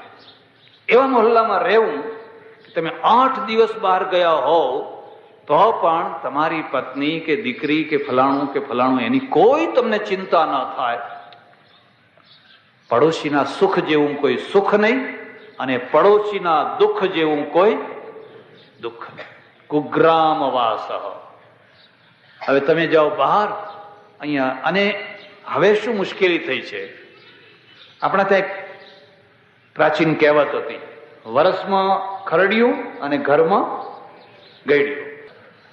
આ ગયડું માણસ શું કરે? તમારા ઘરનું રક્ષણ કરે. હવે ગયડાને કાઢ્યા બહાર, એટલે હવે રહી ગયા, એટલે પેલા ભાઈ જાય આમ, અને આ પેલી બેન પછી નીકળે સુરપણ ખા, અને અતૃપ્તિમાં અતૃપ્તિ, અતૃપ્તિમાં અતૃપ્તિ, અતૃપ્તિમાં અતૃપ્તિ. એક વાર તમે નિયમ લઈ જુઓ, તમે જુઓ એનો આનંદ. બસ આપણે ઘરે જ ભોજન કરશું, ગોજાડો હોટલમાં કે લારીમાં કે એમ નહીં ખાઈએ. એક વાર તમે જોઈ જુઓ, તમે જુઓ એનો કેટલો આનંદ આવે છે. અરે ચટણી ને રોટલો ખાવામાં આનંદ આવે છે. પણ એક વાર જ્યાં આ લારીઓમાં ફરતા થઈ ગયા પછી ઘરનું ભોજન સારું જ ના લાગે. પછી પેલું આમ આગળ ચાટે ને આમ કરે ને આમ કરે ને તેમ કરે. એટલે રામ એવી જગ્યાએ વસ્યા છે જ્યાં ચારે તરફ રાક્ષસો છે. એટલે રામ ગયા ત્યારે ડરતા ડરતા ગયા. લક્ષ્મણને કહ્યું કાળજી રાખજે. અને લક્ષ્મણને જવું નતું, પણ સીતાજી એને ધક્કા મારીને કાઢ્યા, વચનના ધક્કા મારી, અને સીતાજી રહી ગયા એકલો. અને આ એકાંત છે, એકાકીપણું છે, એકલાપણું છે, સ્ત્રી માટે દુશ્મન છે. એમાં પણ રૂપાળી સ્ત્રી માટે દુશ્મન છે. અમારે ત્યાં ચાણક્ય લખ્યું છે, ભાર્યા રૂપવતી શત્રુ. બહુ રૂપાળી સ્ત્રી હોય ને તમારી પત્ની હોય તો એ તમારા દુશ્મનનું કામ કરશે. લોકો તમને શાંતિથી જીવવા નહીં દે. રાવણ મર્યો નથી. રાવણ આજે જીવે છે, ગામે ગામ જીવે છે, ચારે તરફ જીવે છે. એમ ના સમજતા કે રામે રાવણ માર્યો એટલે હવે પ્રશ્ન પૂરો થઈ ગયો, એવું ના સમજતા. રામ ઓછા થઈ ગયા છે, રાવણ વધી ગયા છે. રામ તો કોક ભાગ્યે જ કોઈ જોવા મળે, બાકી જ્યાં જુઓ ત્યાં 10 માથાવાળા, 10 માથાવાળા, 10 માથાવાળા. એટલે પેલા જટાયુ છે ને એ ગીધ છે. હું તમને સલાહ આપું છું, તમારા બંગલા આગળ, તમારા ઘર આગળ આવો એક વૃદ્ધ માણસ, એક જાતવાન માણસ, એક ખાનદાન માણસ, ભલે ગરીબ હોય ભલે અભણ હોય, ભલે 2 રોટલા ખાતો હોય, તમારો પૈસો આટલો બધો છે, એવો એક માણસ રાખજો. એ માણસ તમને મદદ કરશે, તમારું રક્ષણ કરશે. અને આ જટાયુ છે ને એ બહાર ઝાડ ઉપર બેસી રહેતો. એણે જોયું કે આ તો સીતાજીને ઉપાડીને રથ ચાલ્યો, અને પછી એને માર્યો ઝપાટ. અને જટાયુ ઓળખે છે કે આ રાવણ છે. પછી તો રાવણ અને જટાયુનું યુદ્ધ થયું. રાવણ બળવાન છે, સશક્ત છે. આ તો બિચારો વૃદ્ધ ગરડો માણસ, મરવાના અરે આવીને ઉભેલો માણસ છે. એક બીજી વાત પણ યાદ રાખજો, મૃત્યુ આવે એના પહેલા તમારા મનમાં કદી મરવાના કોઈ વિચારો આવ્યા છે? કે માનો કે આપણે મરવું હોય તો કેવી રીતે મરવું? લોકોને એવા વિચારો આવે, પરણવું હોય તો કયો ઘોડો મગાવવો, કઈ ગાડી મગાવવી. પેલા આજકાલ તો પેલા નામ લખ્યા હોય પાછળ, આમ જતા હોય ને, કઈ આમ કયો શણગારવું, કયું આમ કરવું, કયું તે, એ તો બધા વિચારો આવે. પણ આપણે માનો કે હવે 75, 70, 75, 80 પહોંચ્યા અને તમને ગમે એટલી ખાતરી હોય તો પણ આપણા આગળ એક લક્ષ્ય બને કે ભાઈ હું મરું તો કેવી રીતે મરું? કે આમ જતા હોઈએ અને કોઈ ગાડીનો એક્સિડન્ટ થઈ જાય અને ગાડીમાં દબાઈ જઈએ ને પછી કોઈ મુશ્કેલીએ ખેંચીને બહાર કાઢે ને તરફડીને હોસ્પિટલમાં મરીએ, આ તો પરાધીનતા થઈ. ત્યારે એવું થાય કે આપણે હોસ્પિટલમાં હોઈએ ને બધી નાકમાં બધી નશોમાં ચડાયું હોય, નહીં ચડાયું હોય, નહીં બાટલા ચડતા હોય, નહીં બાટલા ચડતા હોય. હું તમને એક ખાસ વાત કહું છું. મેં 3-4 માણસોને આવા જોયા છે છેલ્લી કક્ષાએ, અને એના ઉપરથી હું તમને કહું છું, જ્યારે મરનારને ખાતરી થઈ જાય, જોનારને ખાતરી થઈ જાય, ડોક્ટરને ખાતરી થઈ જાય કે હવે આ કેસ બચે એવો, પછી એને રીબાવશો. આ તો છેલ્લી ઘડી સુધી અહીં ઓક્સિજન જતો હોય ને, અહીં ગ્લુકોઝ જતો હોય ને, અહીં ફલાણું જતું હોય ને, પેલો કાર્ડિયોગ્રામ લેવાતો હોય ને, અરે બસ એને હવે રીબાવો બંધ કરો. હવે એને ઘેર લઈ જાઓ, ગંગાજળ મૂકો, દીવો કરો, એને એના છોકરા જોવા દો, એના બધાના ઉપર જરા વાતચીત કરવા દો. અને આ મુશ્કેલી એવી કે આ જયારે બધું કર્યું હોય ત્યારે કોઈ નજીક ના જવા દે. એટલે મરતી વખતે એનું કોઈ હગું માણસ હાજર જ ના હોય. મરે ત્યારે ખબર આપે કે હવે દેવ થયા, કદી આવી ભૂલ ના કરશો. અને મને સારા ડોક્ટરોએ કહ્યું છે કે આ જે ઓક્સિજન ને એ બધું અમે છેલ્લી કક્ષાનું ચડાવીએ છીએ, 90% દર્દીઓ એમાં ફેલ જ હોય છે. 10% બહુ તો બચી જાય. બાકી 90% તો મરવાના જ છે. હવે મરવાના જ છે તો પછી એને ઘેર લાવીને શાંતિથી પથારીમાં ભગવાનનું નામ લેતા લેતા એને મરવા દો, એના પરિવાર વચ્ચે મરવા દો, એના કુટુંબ વચ્ચે મરવા દો. શું કામ રીબાવો છો? પણ સમાજ આવીને ઉભો રહે, એ પૈસા ના ખર્ચવા પડે એટલે ઘેર લઈ આવ્યા, એને લોભ લાગ્યો એટલે પછી, બાકી આ બચી જવાના હતા. એમાંય પાછા પિયરિયું હોય ને સાસરિયું હોય તો પિયરિયા વાળા કહે કે અમારી દીકરી બચવાની હતી પણ તમે ઉતાવળ કરી દીધી. કોઈની પરવા કર્યા વિના મરતા માણસને શાંતિથી મરવા દેજો. તમે કહેજો કોજાડો મારા નાકોમાં આમ ચડાવો ને આમ બંધ કરી દો ને આવું કરી દો ને. આપણે દૃશ્ય જોઈને જ દયા આવે. એને જીવવા તો ના દીધો, હવે મરવા તો દો શાંતિથી.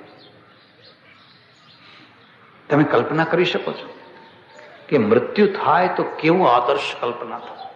એક સૈનિક હોય અને મિલિટરીમાં દાખલ થયો હોય અને એના મનમાં એક જ કલ્પના આવતી હોય કે મરું તો રણયુદ્ધમાં મરું, ગોળીઓથી મારું શરીર છાલની થઈ ગયું, અને સામેથી ધડાકા થતા હોય ને હું 5-25 ને લઈને મરું, તો એમ સમજો કે એની ડ્યુટીને ઉજ્જવળ કરી નાખશે. હવે એવો વિચાર કરે કે આવું થાય ત્યારે આપણે હંતાઈ જવું, ભાગી જવું. જાય પેલા ઉતાવળિયા હોય એ મરે.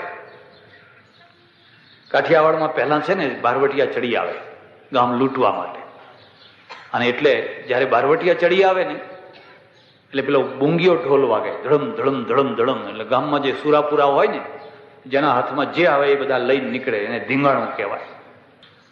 બારવટિયા ચડી આવ્યા અને આખા ગામમાં ઢોલ વાગ્યો. ગામમાં બધા જે જુવાનિયા હતા, બધા હાથમાં જે આવ્યો હથિયાર એ લઈને બહાર નીકળ્યા.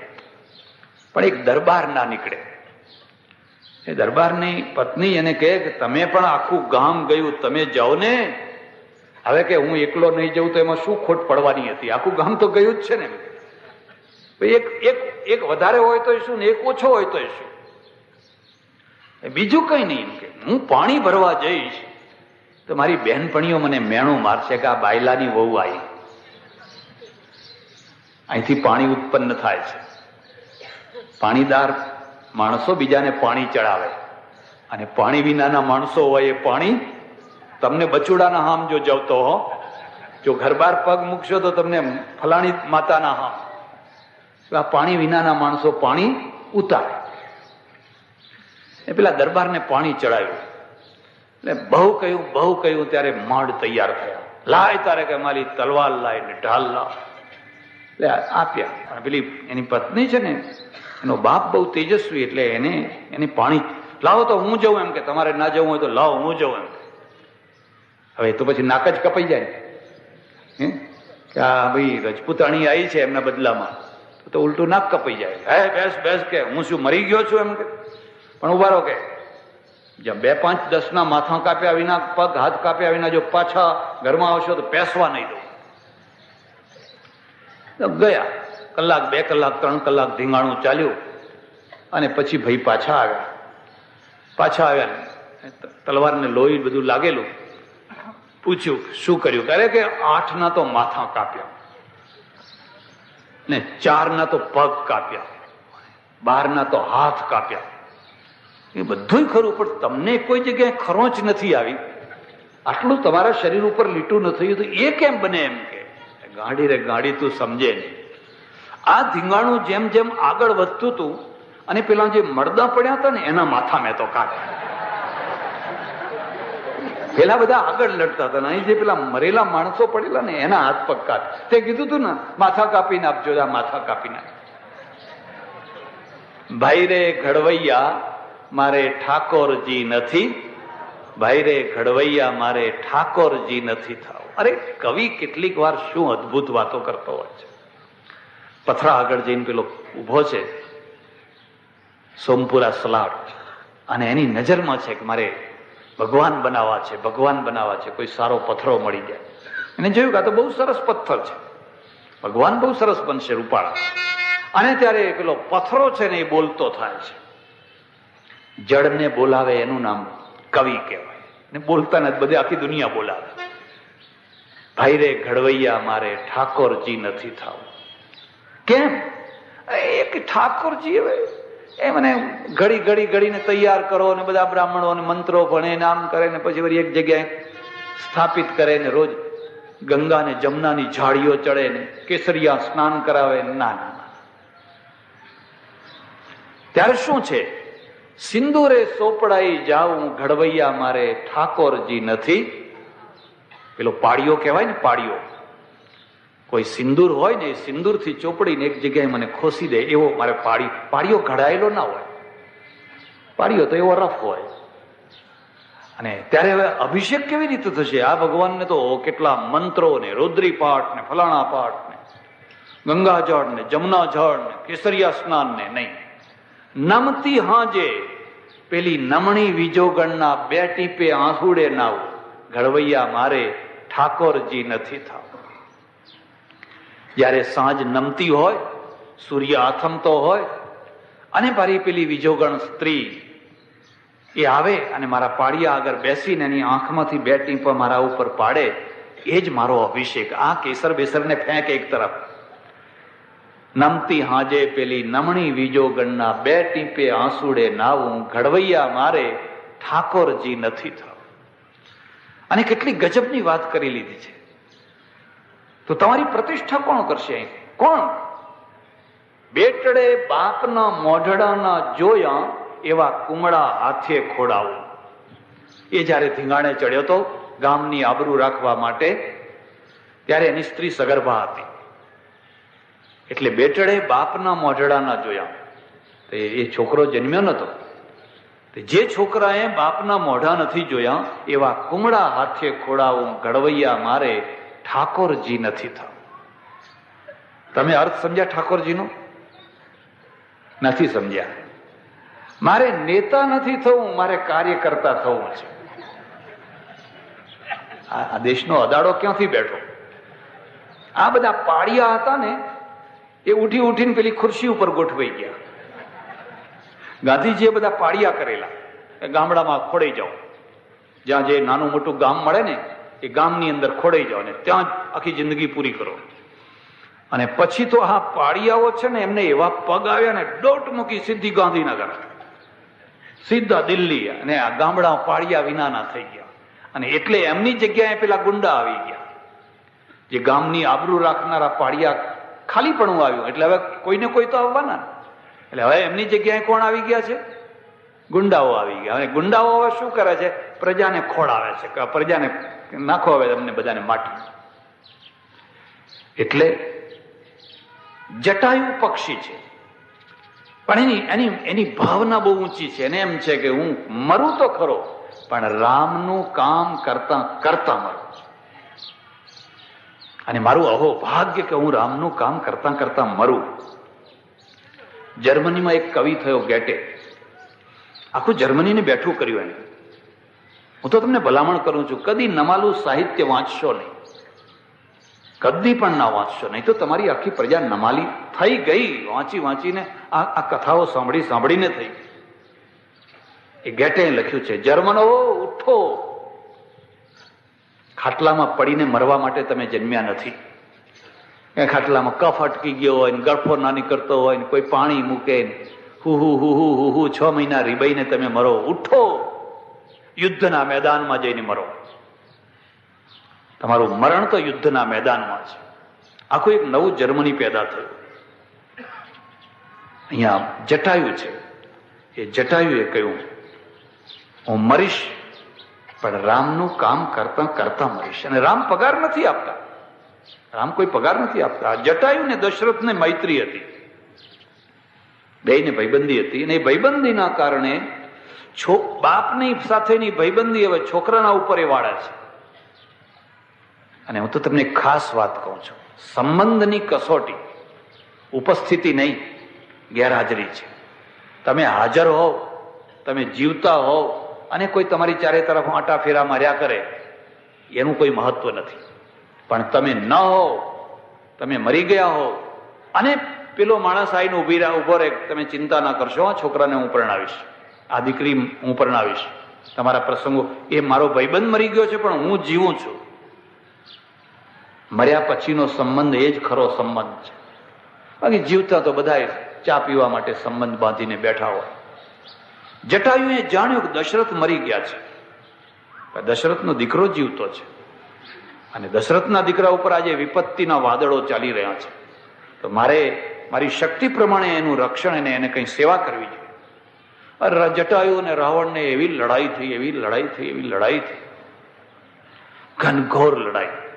રામાયણમાં લખ્યું છે કે આ ગીધ પક્ષી આકાશમાં ઊંચે ઉડીને ગળગડ ગળગડ ગળગડ કરતું આવીને મારે ઝપટને એ રાવણનો રથ તોડી નાખ્યો, એના શસ્ત્રો બસ્ત્રો બધું છિન્ન ભિન્ન કરી નાખ્યું. પણ રાવણ સીતાને ના છોડે, અને એક જ ઈચ્છા કે આના હાથમાંથી જો સીતા છૂટે ને તો રાવણને હું જવા દઉં ને સીતાજીને બચાવી દઉં. પણ રાવણ એવો દુષ્ટ કે સીતાજીને પકડેલા એ છોડે નહીં, એક હાથે લડ્યા કરે. છેવટે રાવણે એ ગીધની 2 પાંખો કાપી નાખી, અને પક્ષીની પાંખો કપાઈ જાય એટલે પછી ખલાસ, પછી એની લિમિટ પૂરી થઈ ગઈ, પડ્યો બિચારો નીચે.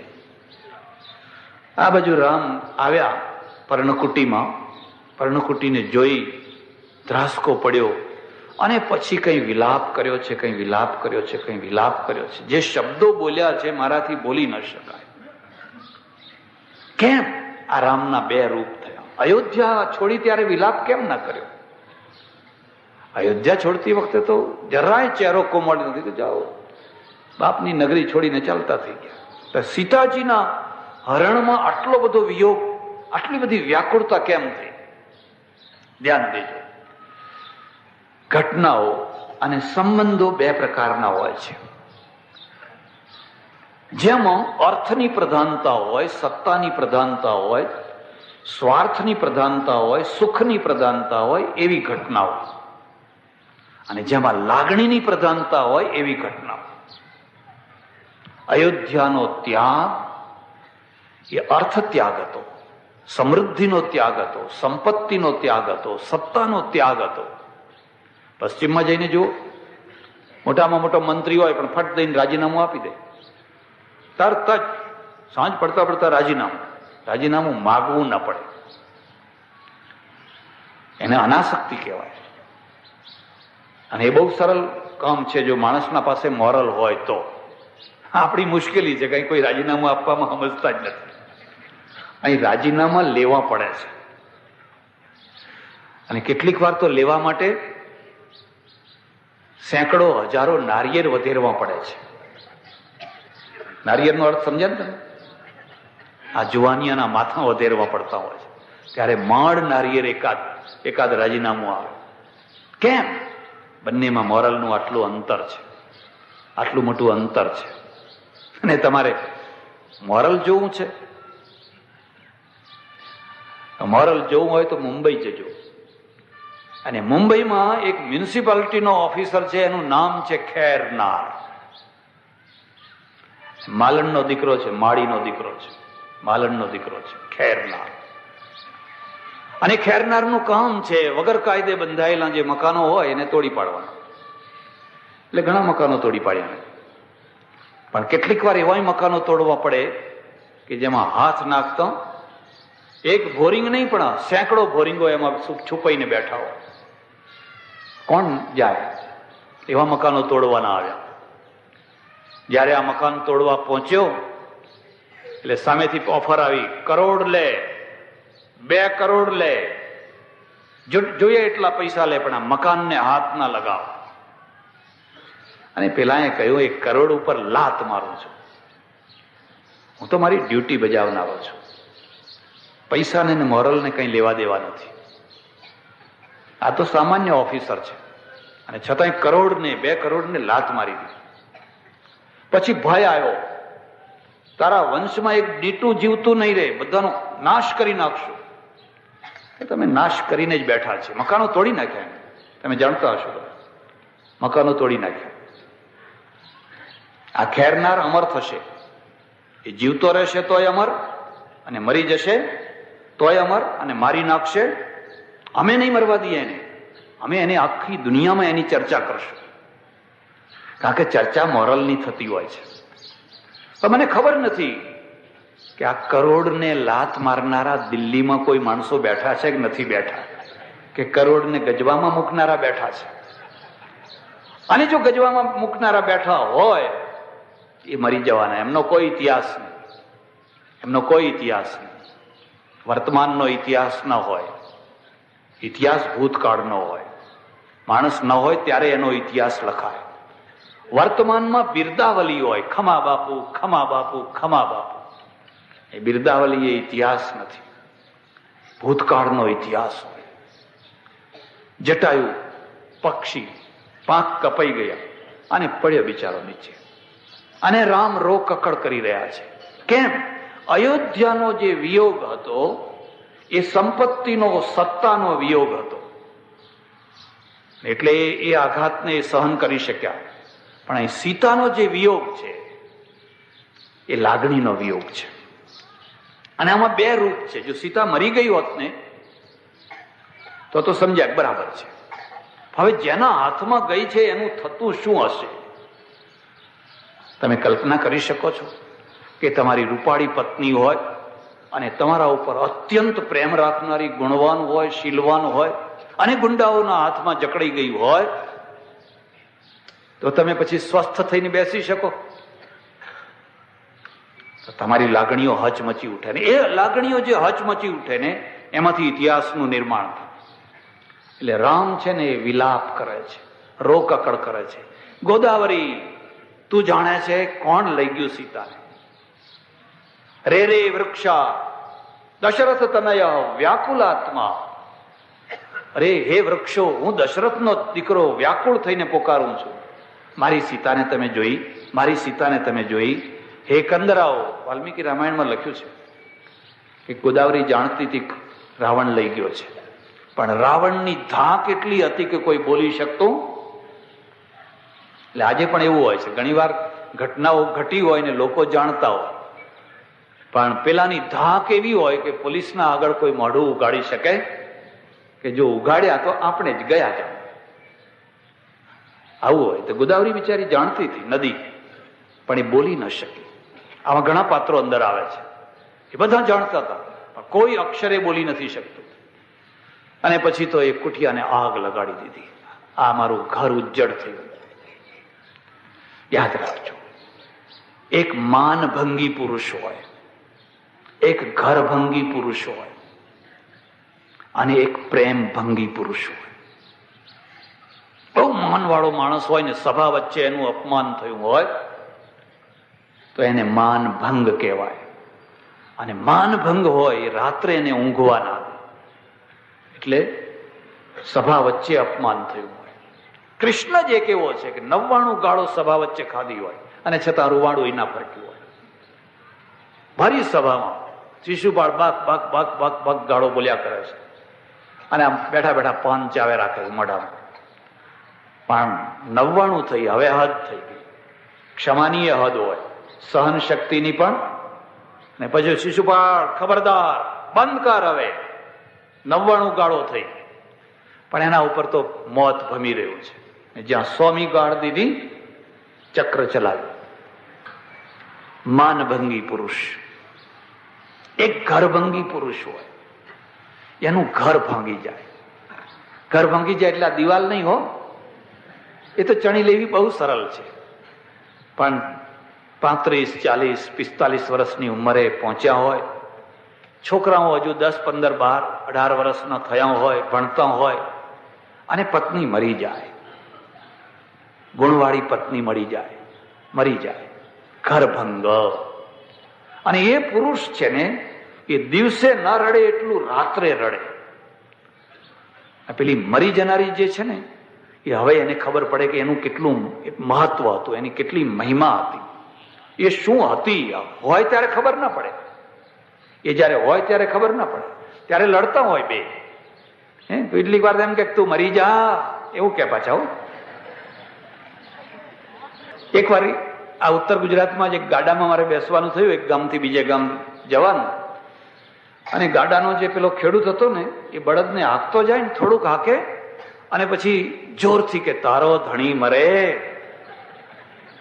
અને આમ બળદનું પૂંછડું આપણે.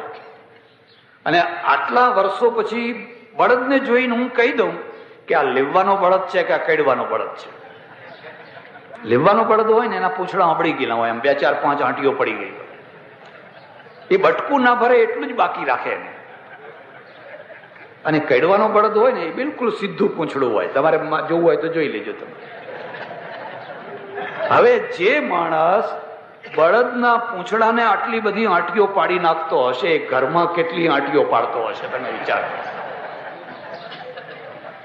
એટલે થોડીક વાર થાય અને પછી શું કે તારો ધણી મરે. એટલે મને થયું કે કો કે ના કો, આ એના દુશ્મનનો બળદ લઈને આવ્યો હશે. મેં કહ્યું ભાઈ આ બળદ કોનો છે? મને કે મારો છે બાપુ. એમ કે તારો બળદ છે?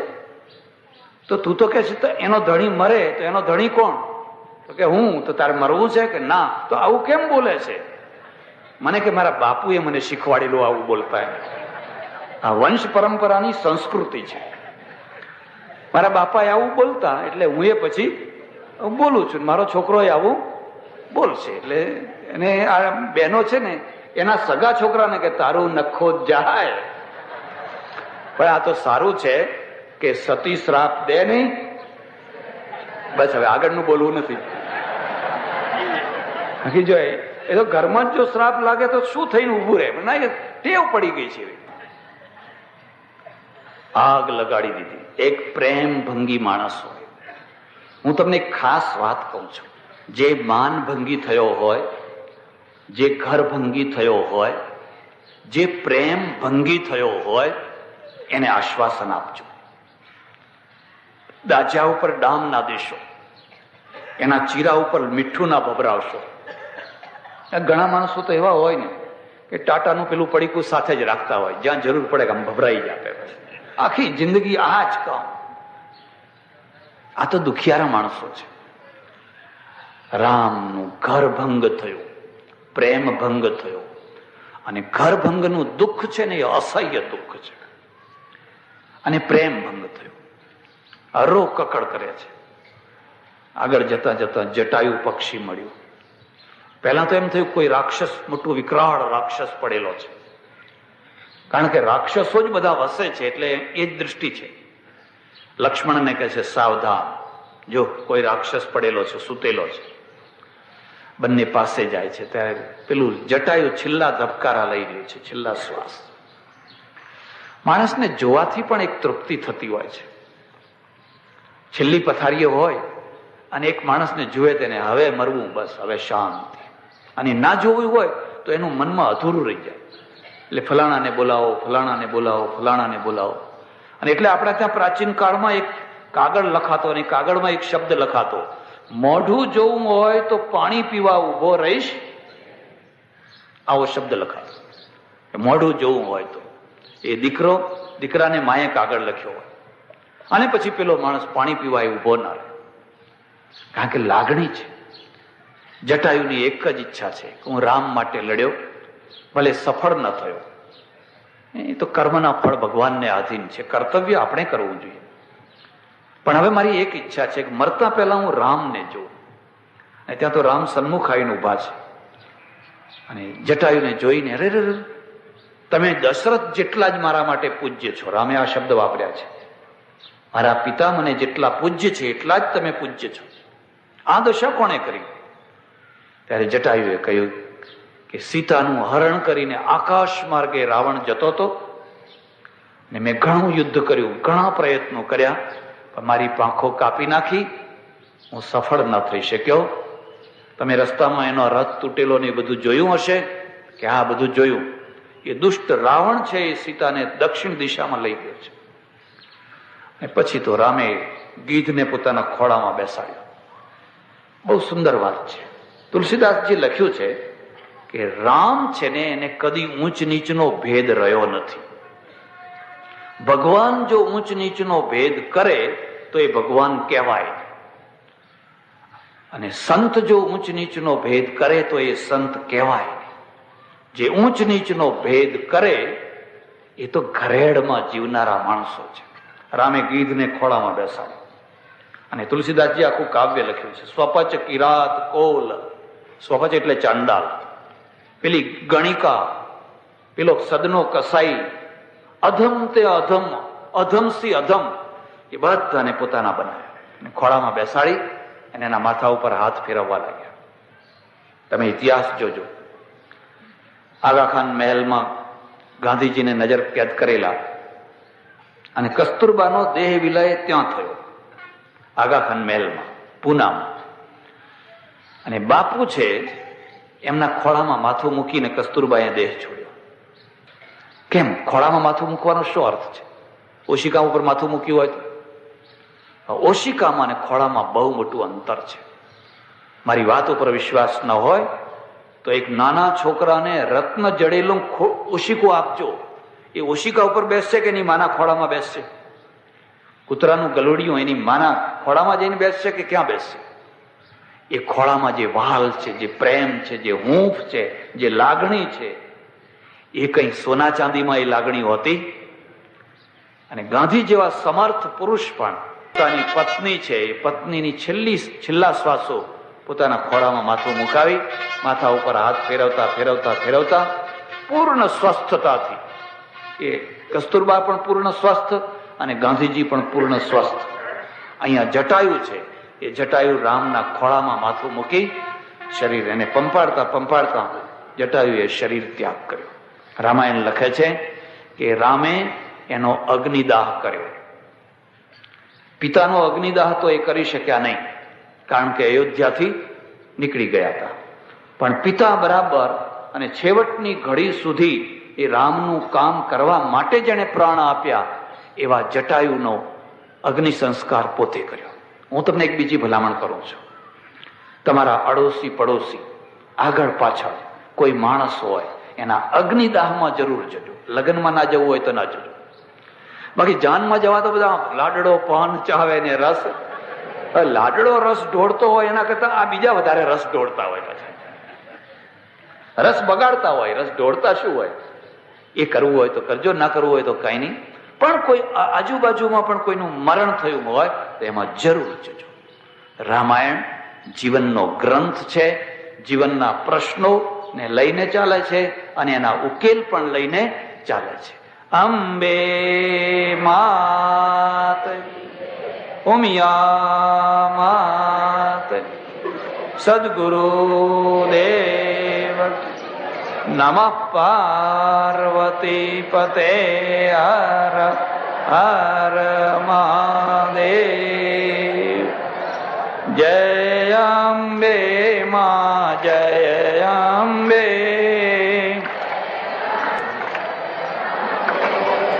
જય અંબે માં, જય અંબે.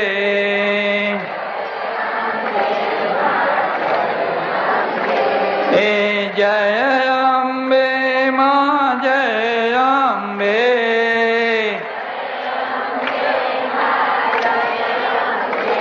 એ જય અંબે માં, જય અંબે.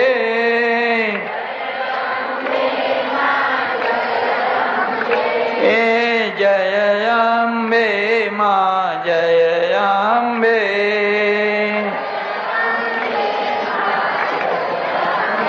અંબે માં